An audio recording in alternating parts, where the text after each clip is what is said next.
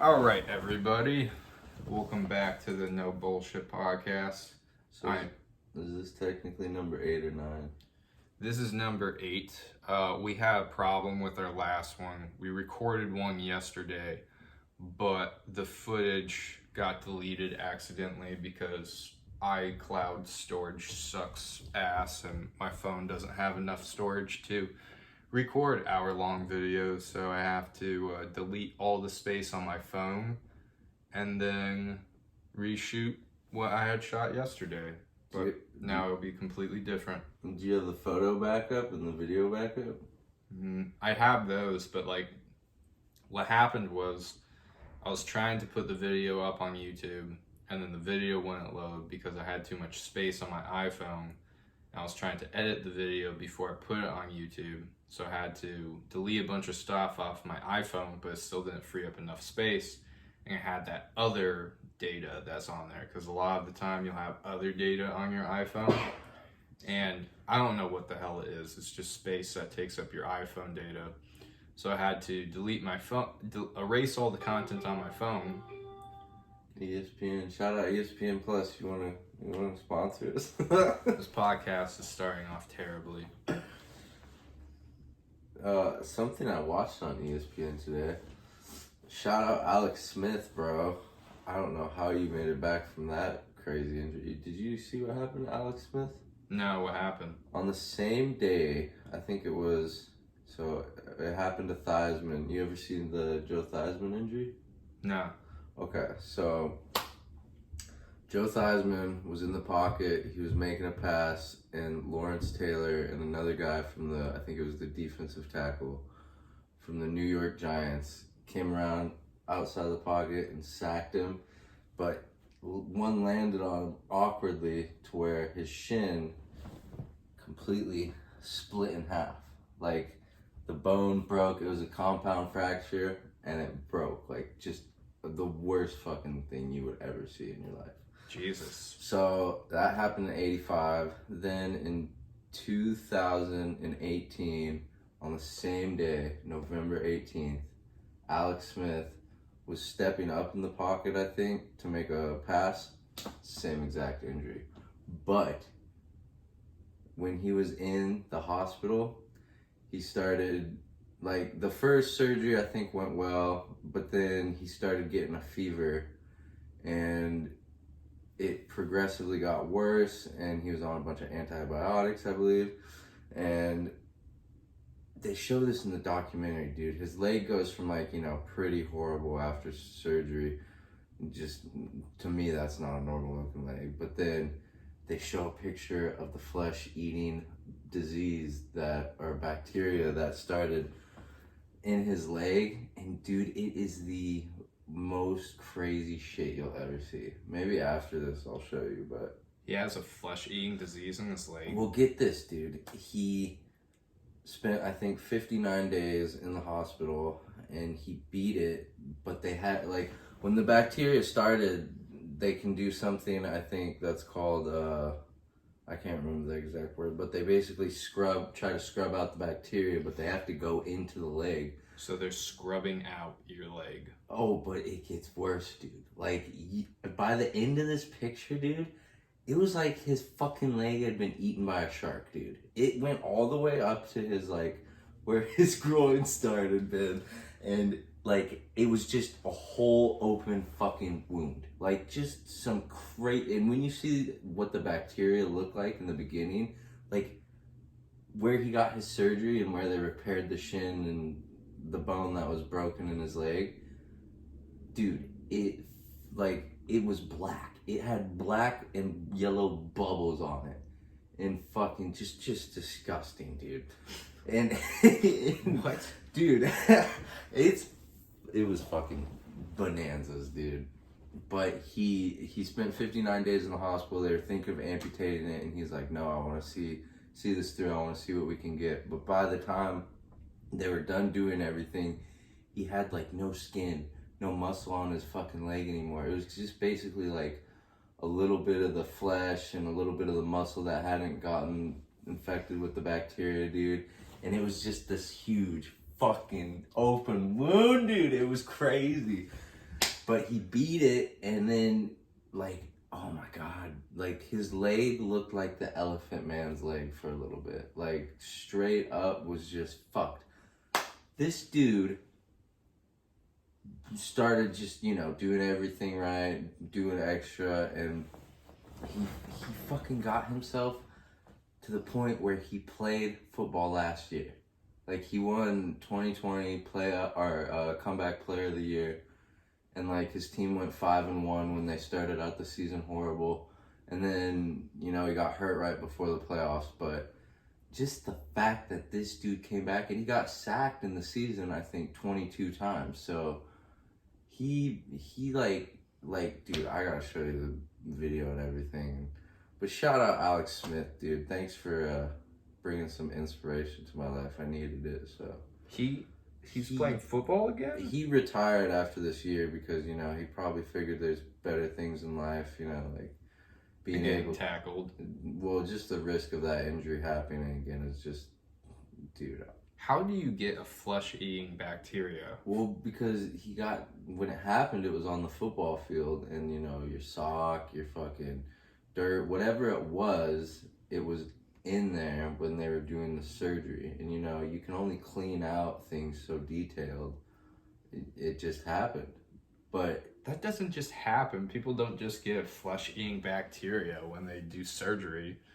Was it just a bad surgeon or like a bad doctor? Like, I don't think it matters. The thing that matters is this dude fucking came back from it, babe. It does matter because we would have never had gone through it. Yeah, but if he would have thought about that the whole time instead of just thinking of what he wanted to do, it might have gotten the best of him. He fucking had the fucking iron will, bro.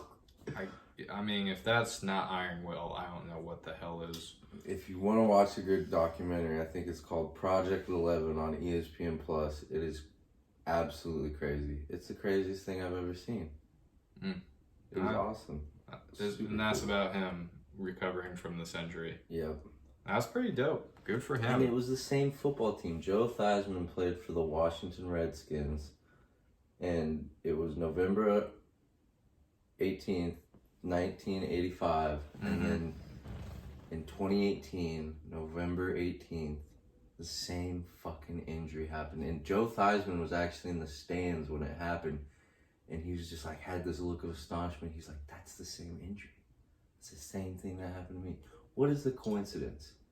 It's like Chris Weidman kicking Uriah Faber. Did you see that injury?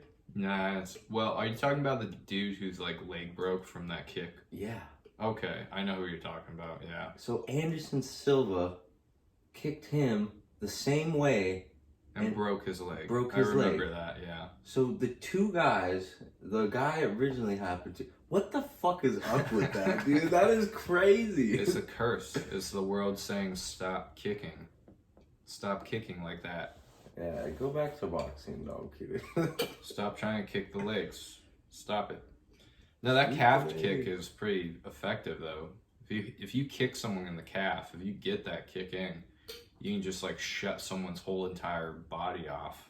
Yeah, I don't like getting kicked, dude. Fuck that. Are you saying that you get kicked off then, Dan? No, I'm saying if you kick me, I'm gonna punch you in the fucking face, dude. What if they kick you in the calf though? You fall down. I'm gonna hop on one leg and I'm gonna Superman George St. Pierre punch, dude. Superman George St. Pierre punch. Yeah. I don't know. That's what I'd hope would happen. That's what you hope would happen. That's what I hope I'd do. It's probably not what would happen, but it's okay. It's cool to, be optimistic. I appreciate your optimism. Maybe you'll have a comeback. You'll have a comeback. It'll be like Rocky 4. My life is a comeback. Your life is Rocky 4. You're out here just working real hard in the cold Russian wilderness. Get ready to fight Russians. Dude, the soundtrack to that movie is just so good. I think Rocky 4 is the best Rocky. It's not the best. It's the most entertaining. Rocky 4 is the most entertaining one. If he does, he does.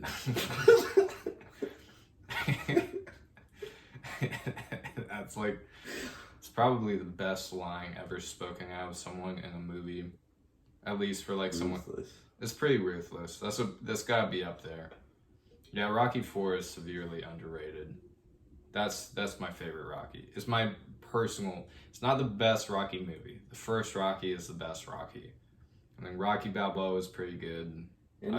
I saw Creed. Creed was pretty good. I never saw the Creed. I think I did see the first one actually. The first one is really good up until they have that final fight. Because what happens, and this is a spoiler alert for you. Do you care if I spoil it? The second one, I think Will told me about it, but go ahead. Okay, so in the second Creed. Spoiler alert. I haven't seen the second Creed. We'll have to put a emoji in like spoiler. Red lights. Yeah. But in the first Creed movie, so what happens is he ends up fighting the guy that he's supposed to fight. And he gets so fucked up. Like, it's so weird to watch him. And it's not like, I'm not saying like, because remember in Rocky 1, he gets real fucked up and he's like, Adrian, cut me, Adrian. And he cuts open his eye and all the shit comes out. Adrian doesn't cut him. Who was it? Who cuts him? It was either Paulie or the other dude. Oh, Paulie. Paulie, you gotta cut me. It's been a while since I've seen that movie. Yeah, Adrian's looking in the stands horrified the whole time. You sound like you remember it better than me. But like, okay, so it's kind of like, it sort of mimics that. So in Creed, like, he sort of looks like Rocky, but even worse. Like, I just remember I was really stoned when I watched it. So when I saw his face, like, his face looks like an alien's face. Like, he's just got a big welt. And like, he's not like Rocky, because like in Rocky it was sort of believable, because when you saw Rocky, he's like, and then he's still fighting, and you're like, Jesus Christ, this man's going through hell. But in Creed, like, I mean, like, Michael B. Jordan's a really good actor, but he doesn't act like he's hurt at all. Like, he's just like, come on, put me in there, come on, let's go. And it's like, bro, your whole entire face, like, it looks like you have a tumor where your eye is supposed to be. Yo, Ayana, yo, J-Check. Yeah, bro, he looked fucked up. He looked exactly like that. And he's like, I'm ready. And I'm like, I don't know, man. Like, I feel like if anyone was in that kind of position, like, they might be a little, like, aren't you in pain? Like, don't you feel the pain? To me, it just felt a little unrealistic. But I mean, you know, to each their own. Maybe that's how he wanted to play the character, but it was a little unrealistic. I was like, bro, he can't even see out of his eyes. Like, both his eyes are welted shut. Like, he can't see. He's like, let's go. I'm like, bro, you don't even know who you're going to hit. He just looks fucked up. That's the one thing that upsets me about, like, boxing or UFC movies or whatever. It's like, come on, guys. At least keep it somewhat realistic. Like, fucking, in any sanctioned fight, if a dude's eye closes up, or if, like, you know, you get to that point, usually they stop the fucking fight. Unless you're in some backstreet Russian fucking promotion, dude, where you fighting Abdullah. Right. Unless one of the rules is if he dies, he dies. He does. Yeah. But, yeah, no, you know, it was another movie that, like, I watched recently that's sort of unrealistic, but it's a good movie. It's like, it's not the most realistic in terms of, like, how I feel like a lot of UFC fights go, and then also just sort of the journey. It's like, do you ever watch that movie with Tom Hardy? It's Warrior? called Warrior. Yeah, I just watched it last weekend. It's a good movie, but when you rewatch it, and I feel like it's a really good movie for people who don't watch the UFC. But for people that do watch UFC, like, they probably watch it with more skepticism. Because I remember, like, when I first watched that, I really hadn't paid too much attention to UFC. And then, you know, after watching more UFC and then finally watching Warrior again, I was kind of like, I don't know, you know, like, I don't feel like, you know, like undeniably, like Tom Hardy is jacked. Like that dude looks like a machine. He looks like he's got something wrong with his fucking back in that movie, dude. Yeah, because his traps are like this. It's like, homie, He's calm the fuck He's down. got like 2 humps Did on you his. do any rotator cuff fucking workouts for that movie, dude? Nah, dude, just did You shrugs. look like you're just gonna fucking pop out of the shirt, bro. It was pretty intense. It was His physique looks intense. And Nick Nolte, the guy who plays their dad, He played the best in that movie. he was really good. Like his speech when he's like listening to Moby Dick. Stop the boat! Yeah, Stop the boat! that was really good. You son of a bitch! You fucked the dog! I don't really think he says that, but yeah, that scene was impactful. Yeah, Nick Nolte is a salty dog, but damn, he can. Tom Hardy's a dick in that movie. He is a dick, but he plays. To me, he's more realistic than like the other brother. Like the other brother again, like Joel Edgerton, who played him, is really good. It's a really good, solid role.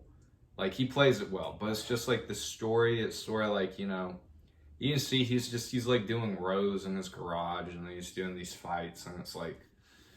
And then he like ascends to be like the best fighter in the UFC. Well, let's be like, honest. The whole training footage of him running up those hills, and then like in literally a month's time while he's suspended from the school, he's beating the black guy. I mean, come on, like that's not realistic. That dude would be whooping his ass in sprints every single day. Yeah, because there's no question about it. I mean, it's a good it's like a good commentary on like willpower and like the power to persevere, but like. In that time constraint where you say he's literally training for just a month? I think it's a semester, so he gets suspended for the semester because, you know, the kid saw him fighting. Oh, so he's training for like 6 months. Well, I don't know. The problem is like 6 months versus like 6 years or like somebody's lifetime. Like even with the background, like, homie, he fought Koba. Yeah, that Russian guy had no soul. Yeah, you could see it in his eyes. That man was all about just dismembering bodies and like throwing them around the room. And then just the amount of punishment he takes. And the thing that was super corny about that was like it happened in 3 days' time.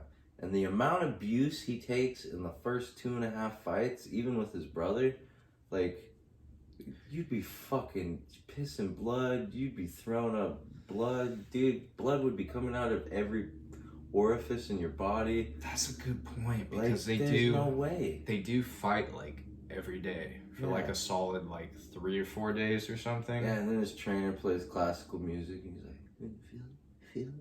And you just, come on, man. He needs like Metallica, that's what he needs. Yeah, at that point you'd be wanting to listen to some grunge. Yeah. Numb the pain out, dude. Classical music, you'd be like, oh. I mean, it's kind of... It's interesting. It's not a bad movie. Yeah. It's a good movie. It's a good movie, but like it requires a level of, you know, a level of suspension of disbelief is what it requires. You gotta go into that movie knowing that it's a movie. Right. And like none of this shit would ever happen. Or maybe it would. I don't know. Crazy things have happened. But realistically, probably not. Isn't it nice that we're starting this podcast off just talking about a movie that came out like 10 years ago? Yeah. Does anyone care anymore? Like, guys, just talk about fucking the end of the world. Well, technically, this is like a side thought off of the original thought, which was shout out Alex Smith. Oh, about sports. Yeah. That's right, because you interrupted me. Because I was going to talk about why the last podcast didn't get posted. But that's fine. That's a boring story. Long story short, it didn't get posted because of technical difficulties. You know, technology is your friend until it's not your friend. That's what I like to say. Yeah. Technology is interesting, dude. I'm slowly hating Washington. And why is that? It's like, it's a beautiful place, but like the politics suck. And then, you know, just, I used to think that people in Washington were really nice. Because when we came up here last year, when my girlfriend and I came up here last year to get away from LA when they were locking everything down, you know, everybody that we saw on trails was waving and they were nice. And then, you know, we came up here this time and now everybody kind of seems like they're jackasses or people are stupid. Like with apartments, like, you know, like I told the leasing lady that I'm looking for an apartment that's not noisy. And she was like, "Oh, you love it here. It has everything you need." I'm just like, okay. Did she sound like that? She looks like she would sound like that. Ooh, harsh. Yeah. There's a Whole Foods. It has everything you need. Everything I need. Does it have everything I need? Does it have love? Does it have Is love? that what you're really looking for, man? Does it have love? Do you need a hug machine? I think you need a hug machine. Does it have creative Does freedom? your girlfriend give you enough hugs? She gives me lots of hugs. We There hug you each other every day. There you go. It's very good. It's nice. I'm happy that I get her hugs.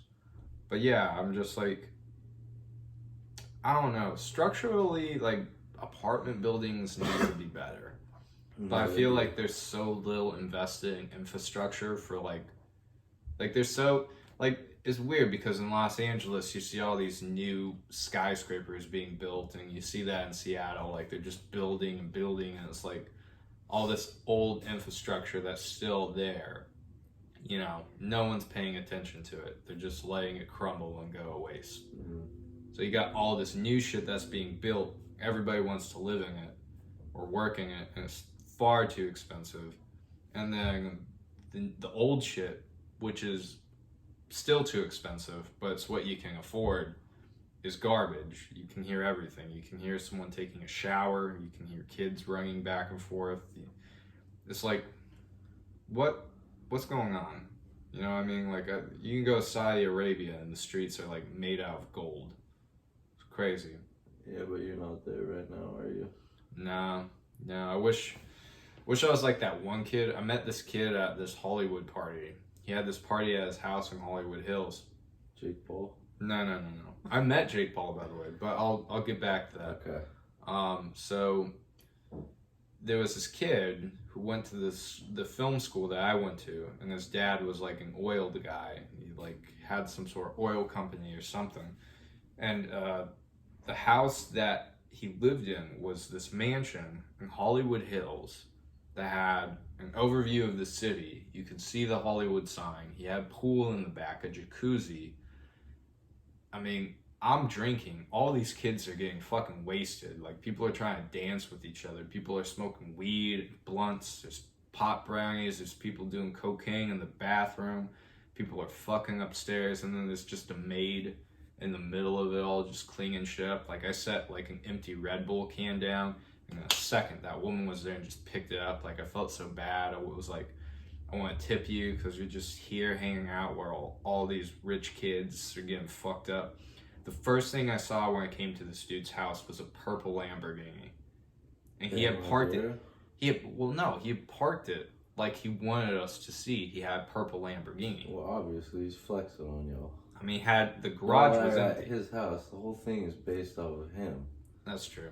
You're But he was quiet to support his fucking sick need to see chaos. But he was quiet. Like, he didn't say anything. He really didn't talk at all. Like, I went up to him. He was smoking a cigarette, and I was like, "Hey, you know, thanks for having this party." He was like, "Oh yeah," and then he just left. And I was like, "Oh." That was probably the most heartfelt he felt all night. I don't know. I don't think he really cared, to be honest with you. Maybe he did. I hope he did. Knows? I don't even remember this guy's name. All I remember was his house was incredible. He had a Lamborghini in the front. There's this big bodybuilder looking dude, like, you know, working the front door. You know, my friend did pot brownies the first time. He got really fucked up. He was just staring at the Hollywood sign for like 30 minutes. I was like, "Are you okay?" He's like, "I don't know what's going on. I don't know." I'm just like, and he was like a really like reflective kind of person. So like, I did acid with him once, and we watched this movie called Fritz the Cat, and he literally like he couldn't handle it. Like, it's this animated movie about a cat that like goes to college and then he hates college and he hates life and then he does like some rebellious shit. It's a weird movie. It really makes no sense. I was laughing my ass off. It's a weird movie. Don't watch Fritz the Cat, but watch it. I'm not going to. But watch it. But don't watch it. There's a lot of animal sex in it. It's really weird because they're all like, it's an animated movie with a cat, and the cat is like a person, and then all the other people are animals too, and they're all fucking each other and doing drugs and shit. It's a weird movie. Like at one point he has sex with the crow, and the crow is this black woman, which is kind of racist, but it was pretty hilarious. She was like, "Oh, sugar, you tried to, oh, you nasty little cat. Oh, you tried to, oh, no, you Why don't." do you watch this shit, dude? This I was horrible. It's a classic, God. it's a classic animated movie that's practically a porno. Yeah, just watch fucking porno, dude. No, I wasn't trying to, What were you trying to do? How do you explain this? Look, What do you want? What do I you want was to get on- out of watching this? I was movie, on Fritz the Cat. I was on acid. You fucking psycho. No, I was on acid with a couple of buddies. We'd hiked through Hollywood Hills. It was kind of cool. See, that sounds fun. And then we went back to the apartment that I was living at, and we watched Fritz the Cat. And it's literally a movie about, it's a 70s movie. It's like a cult classic. And I was really interested in watching it. I was like, maybe this might be a good movie to watch. I was laughing my ass off. But deep down, you kind of wanted to see everybody's reactions too. Kind of, but everybody else was interested in it too. Like they were like, "Oh, it's 70s, like weird, quirky." It's like the type of movie that was made for like stoners and edgy people and people on shrooms and LSD. That's basically what that movie is. It's like it's tailor made for that experience. But it is a trip, and like you'll either laugh your ass watching it, or it'll make you cry. Like my friend did. He cried. Like he started crying. It was really weird. We're like, "Are you okay?" He was like, "No, I hate everything. I hate this movie." I've been there. Yeah, I was like, Jesus Christ. And then it was weird because I'm having the time of my life, and my friend at the time was having a complete breakdown. It's just so weird, That happens to people on hallucinogenics. You either if you go deep in that bad trip hole, you could do some crazy shit. You could lose yourself. You could kill yourself. That's why hallucinogenics, you shouldn't really fuck with them unless you know what you're getting yourself into. Anytime I did hallucinogenics, I sort of knew what I was getting myself into. There were one or two times where I was pretty stupid and just careless, and I did them, and I was like, why did I do this? But I haven't touched that stuff in so long. I'm practically living like, a normal adult at this point, other than the fact that I'm doing this podcast right now. But that was a little bit of a slight. Yeah, I mean, I don't know, drugs are weird, man.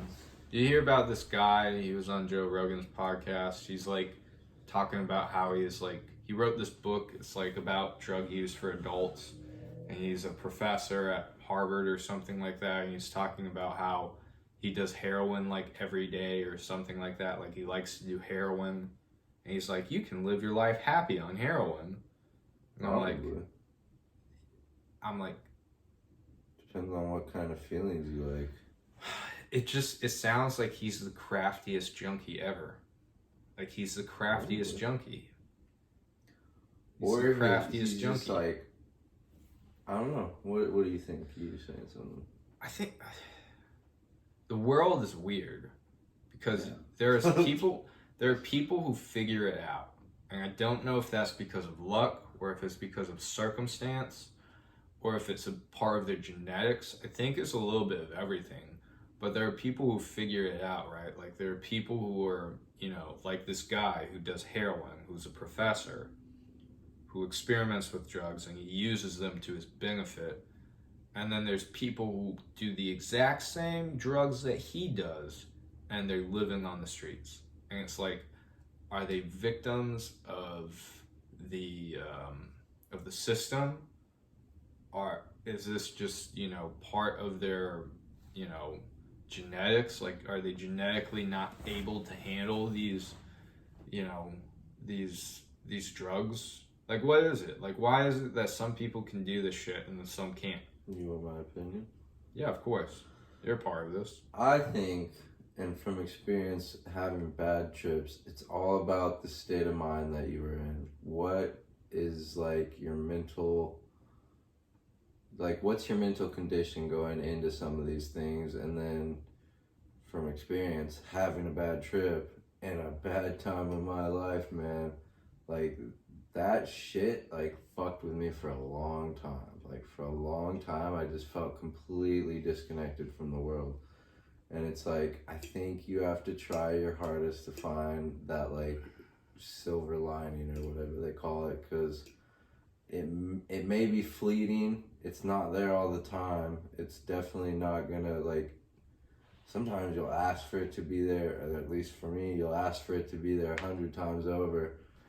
Maybe it doesn't show up, but you keep going on with a path that you know is gonna like be all right, because like who wants to live that life where like, and like just like seeing homeless people at my work all the time, you don't want to get there, but like sometimes you feel like you're getting there, and like whatever you can do to just like bring it back to like a clear conscious, whatever you want to call it, like just get back there, you know, like whatever you do. That's why the world's weird. Some people are like addicted to messing with people, or some people are like addicted to making people feel like shit, and to each his own. I kind of don't want to live that way. I want to like learn from people, honestly. I want to be inspired by people. I don't want to continue that fucking road of just fucking not knowing, you know. When that feeling comes up, I just have to accept it and move on. That was a lot, wasn't it? It was deep. Sometimes you are surprisingly deep, Dan. Sometimes It's the kombucha. the kombucha is giving you knowledge. And a little bit of mushrooms I took today.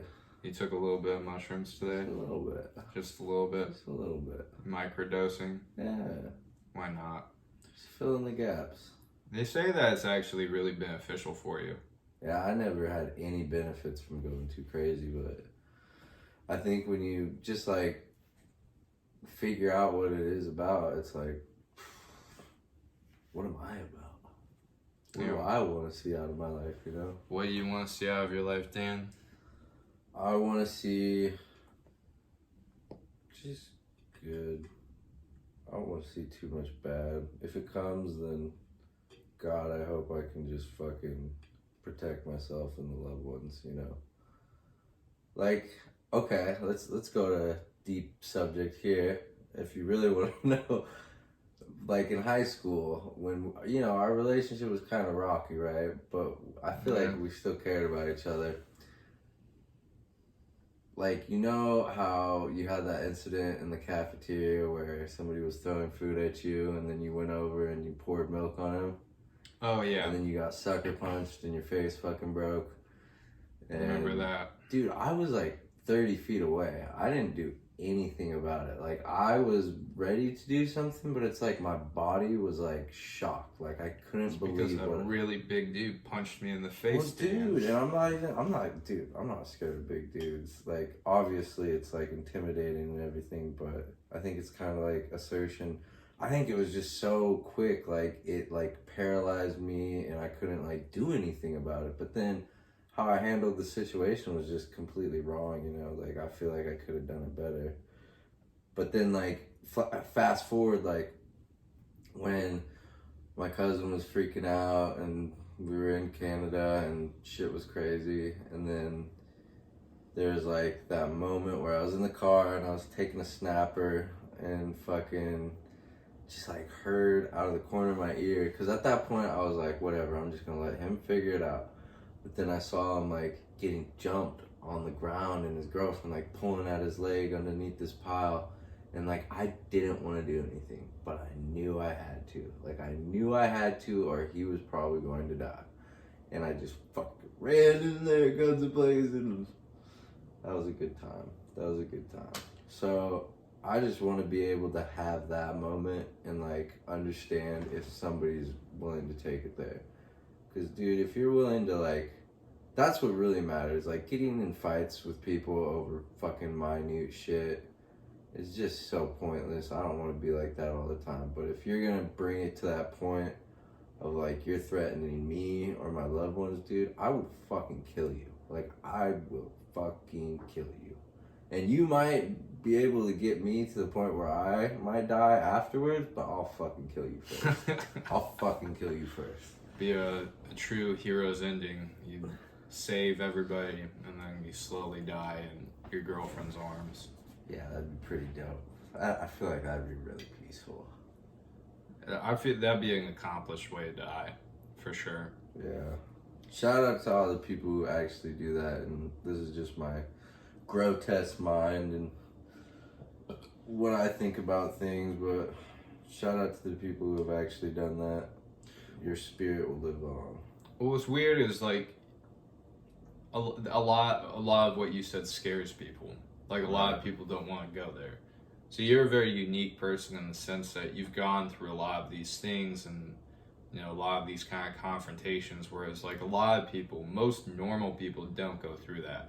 A lot of normal people go through their lives relatively unscathed. Like, a lot of people who like work in offices or work like, you know, for big companies, or, you know, these fucking tech kids, like, they don't go through that kind of shit. Like, a lot of those people, like, they live pretty successful lives, but it's not really a colorful life, you know what I mean? Like, they don't really understand, right? Like, being in the face of confrontation, or even more specifically, like, seeing, like, their cousin getting beaten and stomped on. Whereas you've gone through that, so you understand, right? Like, there's that level of, you know, care, you know, where you care about someone enough where you're willing to do something confrontational. Like, I was talking to my professor about this. I have a history professor. He's a super woke professor. And like, he was like, do you remember the name of that guy in Kansas who, back before the Civil War, I think his name was like John Brown or something, or Jim Brown, but he was that guy who, like, he was killing, he was this white dude who was killing slave owners and people who were trying to continue doing slavery or supporting slavery. Do you know who I'm talking about? I haven't heard this, no. So there was this guy in Kansas. So at one point, Kansas, before the Civil War, like right before the Civil War, it was called Bleeding Kansas. And Kansas was really divided. There were a lot of people who were trying to make it a slave state, and a lot of people who were trying to, you know, backpedal that. A lot of religious folks. There was a lot of backlash against slavery. A lot of abolitionists. And there was this guy, I think his name was either Jim or John Brown. I'm probably fucking this up. But there is this guy who literally, him and his sons, went around and they started killing people who supported slavery, like slave owners, and, you know. And he brought up this question, my professor, is like, was what he did right or wrong? And I was like, I guess you kind of have to look at it in the terms that you described, whereas I'll use an example, right? Like, someone breaks into your house. If someone breaks into your house and they're about to, like, rape and kill your wife, like, and you have the opportunity to stop that, do you do it? Or are you just going to stand idly by? It's the same with slavery. Like, if you know there was someone who was, like, being a horrific slave owner and you had the opportunity to stop it, would you do it? And the thing is, it's like, sometimes you can't do that without killing someone. Like, you can't, you know, there's all these people saying that, like, cops should just shoot people in the legs and all this bullshit, and it's like, well, even if they shoot them in the leg, they can still die. Like, I had a cop explain that to me. I have a friend who was a cop, and he was like, people always say that shit, but it's like, if you shoot someone in the leg, they can still die. You know, there are major arteries in the leg, so it's like, what do? You know what I mean? Like, it's the same with this one incident. Did you see this police officer? Like, there was this girl, it was, there were these two black girls, and one was about to stab the other black girl. So the cop killed her because she was going to kill this other person And then people were complaining. They were like, well, she just had mental illness. Why didn't you shoot her in the leg? Like, couldn't you have done anything? It's like, look, like, it's not an action movie. Like, no, most of these people don't know how to fucking do Krav Maga, like, fucking get that knife out of that person's hand. You know, and even then, even if you do know that, you're still putting yourself in such dangerous position. You know what I mean? Like, no one wants to take a life. But when the threat of violence is presented, where someone's going to get fucked over, like someone's going to get like sexually assaulted or something horrific done to them, what are you supposed to do? You know, and people don't really think about that. Like, they think it's real simple. Like, they think like you can just like, you can talk to a person, or you can like convince them not to do something through words. But you and I both know there's not a lot, but there are people out there that will follow through on their actions regardless. They might express, you know, disappointment doing it afterwards. They might express their sorrow for doing it, you know, their regret, but that doesn't stop what they did. It still happened. So what do? You know? And a lot of people don't think about it like that. Like, they don't think like, you know, you have to do these things. Life is very complicated. I think, like, at the end of the day, what a lot of people get confused about is, like, they start questioning, like, was their life ever precious? Does their life mean anything?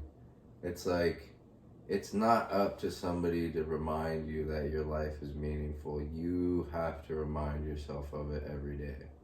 So it's like, a lot of people take different paths and they find these things that maybe work for them on the exterior, but how is it really making you feel on the interior? And I think, like, nowadays, especially with like how much people are like fascinated by the fame and glamour of everything, we've become so exterior that we completely, like, usually avoid those interior feelings. But without those interior feelings being filled at least once in a while, like, at least I encourage people to fucking feel those feelings at least once in a while, because you can get so coarse on the outside that you forget how, like, soft you are on the inside. It's like everybody's made up of the same thing, unless you're like Alex Smith, who got his leg completely taken apart. That's a funny joke. But you know what I mean, right? Like, I think people get so focused on feeling that outside void that they forget about the one going on inside. And I'm just as susceptible to do that as anybody else. But, you know, lately I've been trying to do a little bit more, and it definitely has impactful benefits. And you got to tell yourself that those are impactful and that they mean something, or they're not. They're not.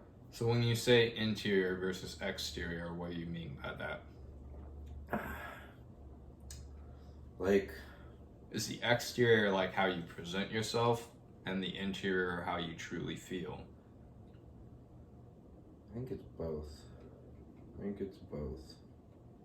So exterior is like how you want the world to see you, right? So what you do, which is fine. Like, you want to, what were you saying, my bad? Well, yeah, so exterior is how you present yourself and how you want people to see you, right? From like this sort of like external acceptance, right? Because a lot of people are chasing after the external, like what everybody else wants. Like, there's this collective consciousness of what people think is right and what you should go after. But then there's the internal conflict of a person where they're thinking about what they truly want, right? Like your internal ambition, like what you internally want. But a lot of people turn it off because they're going after what the external wants to see, or what they think they want to see. Is that what you mean when you're talking about internal versus external? I think so, a little bit. It's hard to define. I think it's more of like a feeling than anything. So are you saying we have like interior feel, like internal feelings and then external feelings. Yeah, for sure. So the external feelings are part of this collective consciousness. They're part of what's happening now.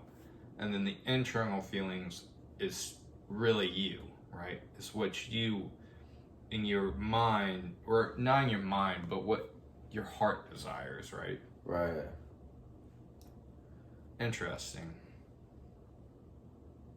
I guess the easiest way to like put it in terms for me is like, I used to get this feeling of like my earth was shattering in my core when like maybe somebody didn't like me, or like, you know, maybe I hurt somebody's feelings, and maybe right away I felt like it didn't mean anything, or later on you like start reflecting on it, like it's like I don't want to be negative with those anymore. Like when that happens, I want to know things are going to be okay. Like I want to have my own balance there too, not just like on the physical realm. Like I think that is the spirit, maybe, like those feelings, and like they don't happen all the time. Those are like moments that really just happen in life. And at one point I felt like I completely shut myself down to those feelings, and it's like lately looking back and then looking at some of my mistakes, like those feelings really do matter to me, and I don't want to go throughout life just like living in this sort of shadow of those. Like, will I feel them all the time? And sometimes are they fun? Yeah, but like, I don't know, Kanye West rant, bro. I can't put it into a train of thought because it's like so hard to describe. I need to find the words for it. Well, I think what you're saying is no, it makes sense. You're saying that like in the past you have let external things affect you internally, whereas now you want your internal feelings to affect your external feelings. Like you want whatever externally comes your way, you don't want to let it affect you internally if it's negative. Mm-hmm. Right? So like if someone doesn't like you and then internally you beat yourself down, you don't do that anymore. If someone doesn't like you, it is what it is. You know, internally you don't want that to affect you. Yeah.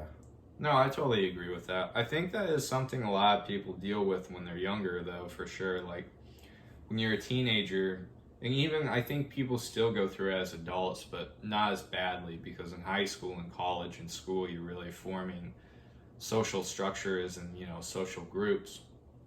So there is a lot of external, like, you know, there is a lot of external attraction. There is, you know, being the most popular, being the most athletic, being the most beautiful, being the most handsome, you know, all those kind of things.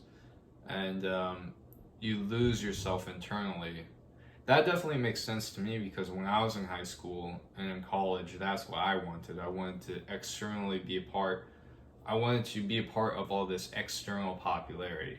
And I did, but I found out that it was very unfulfilling, because it only gets you so far. Like you can be the most popular, you can go to the most parties, you can hook up with the most girls, you can do all those things, but if you don't have any talent or you don't have anything to offer, you're basically just, you know, sort of giving yourself away for nothing.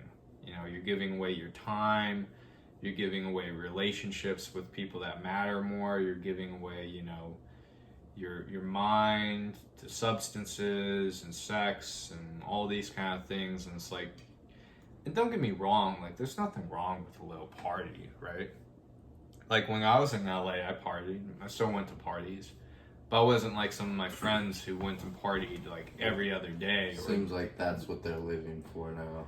There's a lot of people who live for that. Like LA is very much about that. LA is like a playground for adults. Like if you have enough money or you're a trust fund baby and you don't have any ambition other than to, you know, go out and party and, you know, just have fun all the time, then it's a perfect place to do that. But you can also lose yourself.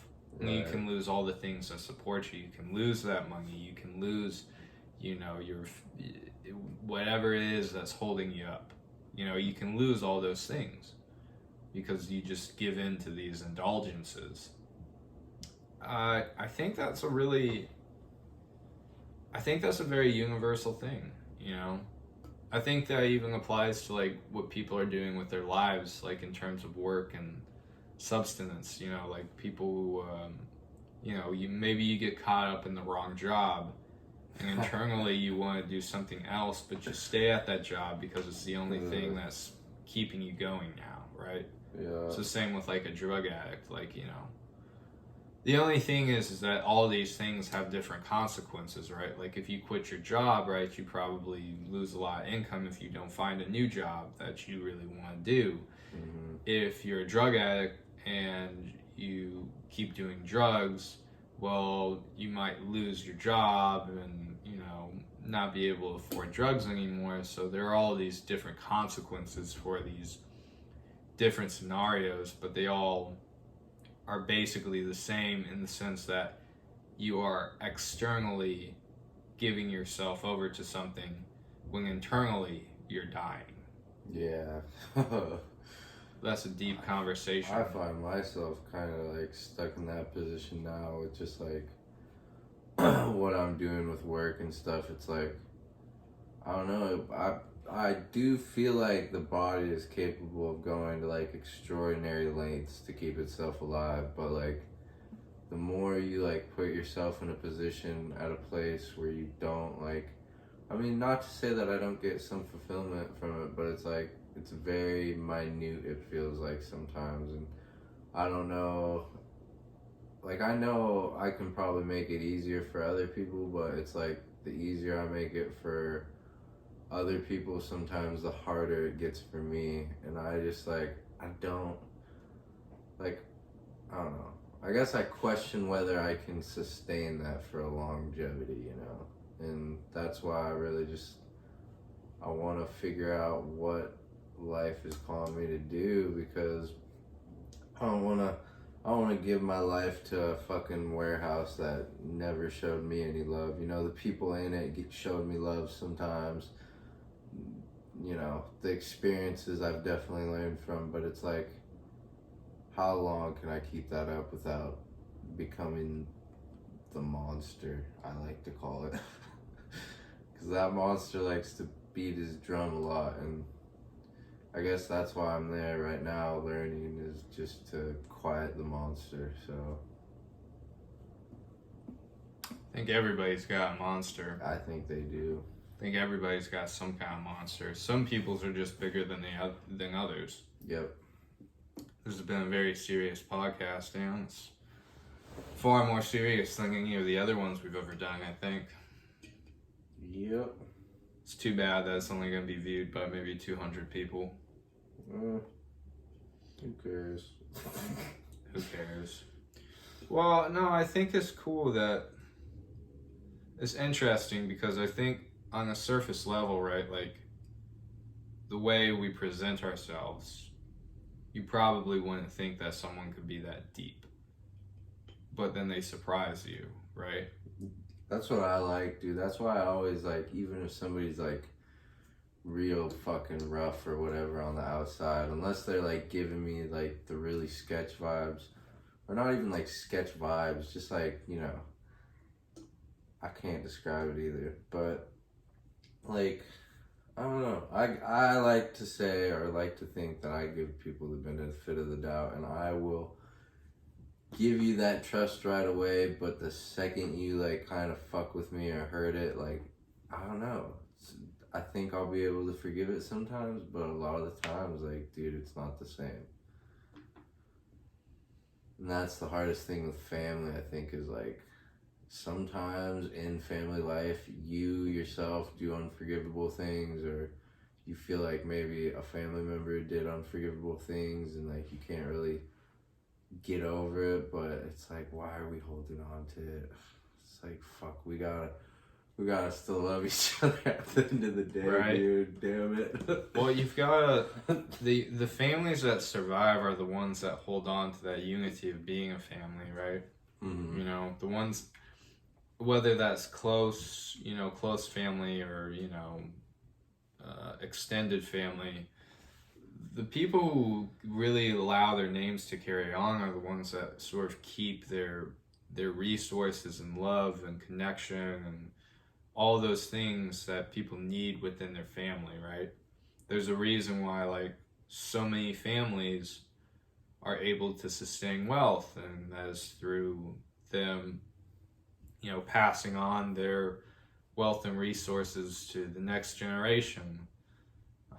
Fortunately, there's a lot of fuckheads. Yeah, do you know how wealth typically works? How does it work? Wealth typically works in 3 generations. It works in cycles. So the first generation works really hard and builds something for themselves and becomes wealthy. The second generation inherits that wealth and doesn't do anything with it. They spend it. So by the time the third generation comes along, they have nothing. So they have to build it all back up. Or they don't. That's typically how wealth works. A majority of the people who end up accumulating wealth, at least from my understanding, go through this cycle. The people who break this cycle, on the other hand, end up diversifying that wealth and putting it in solid investments, and, you know, making sure that their kids and their future generations understand how to work, you know, how to continue accumulating this wealth and these resources. This, the way I'm talking about it, sounds like it's strictly financial, but what you're talking about with love, I think it applies the same, right? Is you need to keep that wealth, that love rather, and make sure that you teach your future generations and the people that come after them how to continue to keep that love intertwined and keep that family unit solid. Because you're right, there are a lot of families that end up breaking apart over petty things, or somebody did something. Unfortunately, people are very malleable and they can do things that, you know, other people will never forgive them for, and people can be very unforgiving and very, you know, not understanding. There's a lot of things that can happen.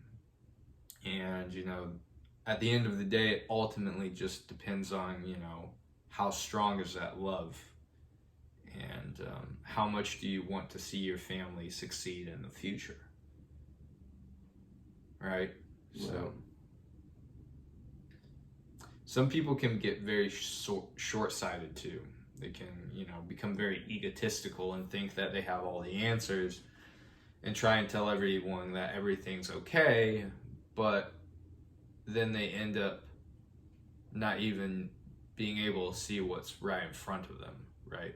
They're just trying to preserve their own ego without really thinking consciously about it, right? I think that's a big struggle with life too, is like maybe you get on a roll with whatever you're feeling, and then, you know, you get knocked down, or you know, finding that little mid-level. For a lot of people, it's either like too prideful or too sad or too heavy, too light, you know. It's like, I wish in my life, I just want to see the good in everybody, you know. And like sometimes I see the bad, and maybe it's like I try to like not acknowledge that's there, because it's hard for me to handle my own bad sometimes. But life's a learning curve, right? We're bound to make mistakes, and that's what I'm accepting now, is like, I'm not perfect. I'm gonna make mistakes. I rather just try to help people. And, you know, I gotta help myself sometimes too, and that's the hardest thing, is like helping myself, and I rather just fucking help people, but You gotta help yourself before you can help others. Yeah, exactly. That's the truth. Yeah, that's true. Because a person that can't help themselves is never gonna be able to properly help other people. Oh yeah, right? That's for sure. Like if you're struggling financially, and then someone you love is also struggling financially, you can keep giving that person money, but it'll never be enough because you're already struggling financially. So Right. what are you supposed to do? You've got to help yourself first. You've got to make sure that you're strong enough to help others. Right. And I guess, that can apply in different ways. Like, it doesn't always have to be about money, but like, just as an example, I'll use that. It doesn't mean that you can't show people kindness and, you know, attentiveness and all of those other important things, but I don't know. Maybe I'm just sort of, my worldview is sort of skewed, but I feel like a majority of problems really stem from money and financial security. Unfortunately, it seems to be the root of a lot of problems, is money related. But it also has to do with like you gotta accept the short term to get to the long term. Like, do I want to be working in a warehouse right now? No. But I also don't want to be on the streets. I don't know how I'd like handle that. So yeah, in the short term, I guess I'm willing to sacrifice some of this and learn from whatever struggles I go through, because I don't know, I'm just fucking done thinking of it negatively or letting that moment win a second of my life, because it's gonna come and it's gonna be trying to get in every fucking day, and if I don't just kind of let it happen, then I don't want to live a really meaningless life, you know. Yeah, that makes sense. That makes sense. Fucking fire hydrant in the back, dude, or fire truck. Fire truck. I hope you're good, dude. Ambulance. Shit. You know, they might have not heard that. They might not hear that on this podcast. I heard it. Oh, well, he heard it. I heard it. It is what it is. I think, you know, it's weird because some people, they end up accomplishing what they want in a relatively short time. Some people get lucky. Some people, they're in it for a very long time. You know, we talked about this on the other podcast, the one that got deleted, but you talked about Ron Perlman and how he was told he wasn't going to be a success until he was in his 40s. Yep. And that's honestly pretty true. I mean, he's been a character actor forever, but he didn't really seem to achieve any sort of name recognition until he was at an older age in his life. So it is interesting how that works. Dude, that guy is fucking, his story is just absolutely like crazy, man. Like, I don't know. So it's weird because when you start like listening to people, the struggle is different in everybody, but I think, I at least hope that a lot of people are on the same like path of trying to make sense. And maybe you can't make sense of it all, but making sense of the moments that really matter so that it can like kind of project you forward. Like, that's fucking deep, dude. Like, reading shit like that just like gives me hope that all the things that happen to me or happen within my life, like, they all meant something, and it's gonna bring me a longevity, because I used to want to fucking, I just used to have this sick train of thought, like, oh, I want to fucking die, I want to kill myself and all that shit, and it's just like, it's not worth it. Like, having that thing win and then knowing stories about who let that happen and stuff, I don't want that to happen. It doesn't mean it's not gonna try to get in, but I have to stop it from happening, dude, because I don't know. I find a lot of joy in life, and I don't want to end it on ill-advised terms, you know. When it happens, but until then, like, I'll do my best to just live a fulfilling life, you know, because that's what really matters. Deep. I absolutely agree. I'm glad that you don't feel that way. You shouldn't have to feel that way, and quite honestly, no one should have to feel that way if they're, you know, if they're going through a hard time and they just want life to be better for themselves and the people they love. This has been a deep podcast, man. I think that we covered, you know, a very specific sort of range of topics, and I'm sure Mom will be happy about that because she's been constantly talking about how we ramble on about too many things. This was the podcast for moms. This was the podcast that'll make your mom happy. That's this podcast, I think. We didn't even curse that much or talk about gross things, so. There you go. There you go. The podcast for moms. That's what this episode will be Podcast called. for moms. The podcast for your mom. All right, I'm gonna do 3 shout outs. Shout out Kombucha, shout out Alex Smith, and shout out Ron Perlman. There we go. All good things to shout out to. Y'all bring me inspiration, make me feel good. There you go. That's what counts. All right, buddy. It was a solid time talking to you. It's time to wrap this thing up and go be happy. Go be happy in the world. Go be happy in the world. It was fun. It was. Glad we did this. There you go. Furthermore, bye everybody. Bye-bye.